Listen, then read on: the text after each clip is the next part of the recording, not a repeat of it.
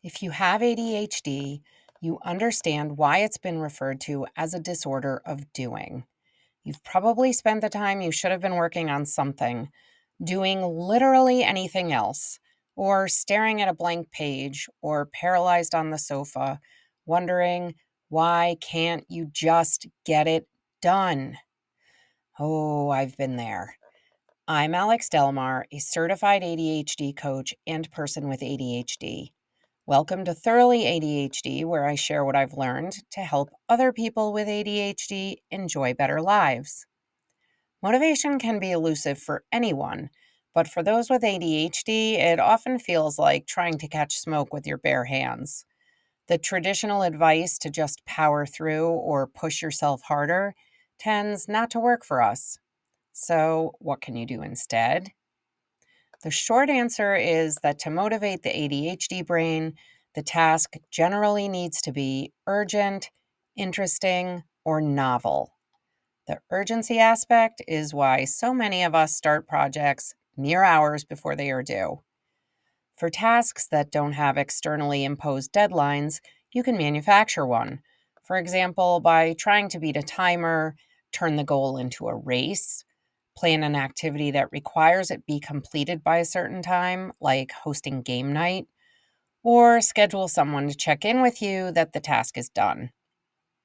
Some easy examples of making something more interesting are to play music, turn the task into a game or a competition, or even use different colored pens.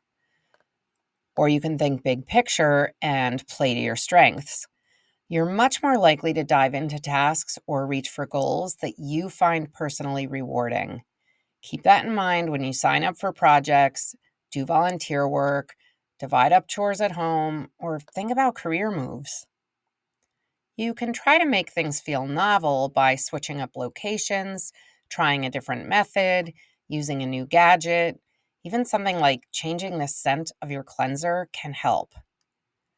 For many of us with ADHD, the most effective strategies involve other people. For instance, finding an accountability buddy. Having someone to check in with can help you keep on track. Ask a friend, family member, or coach to hold you accountable by regularly checking on your progress. Knowing that someone else is expecting an update can provide the external motivation needed to follow through. Or try body doubling. This strategy involves having another person present while you work. They don't need to help with the task, just their presence can help you stay focused and reduce distractions.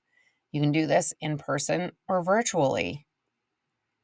If you feel overwhelmed, you can break a big task into bite sized pieces.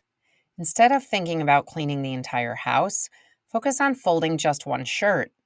That small win can build momentum and trick your brain into thinking, hey, I can do this. Or you can try the Pomodoro technique. Set a timer for 25 minutes and commit to working until it goes off. Take a 5-minute break, then restart the timer. This method helps reduce the pressure of starting and gradually builds momentum. I recommend you play around with the length of the work period. You might need more frequent breaks for some tasks.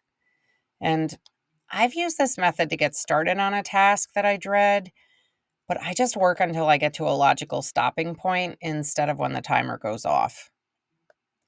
Make sure you celebrate your successes. Create a reward system to motivate yourself for tasks that don't naturally stimulate your dopamine response. Promise yourself a reward once you've completed a task, or even once you've started it for something that you find especially difficult. Associating rewards with completion can help mimic the dopamine hit that your brain may otherwise lack during unexciting tasks. I'm Alex Delmar, and this has been Thoroughly ADHD. I know your time is valuable, so I hope you found something useful here and that you'll like, follow, or subscribe, and that you'll come back next Tuesday. Thank you.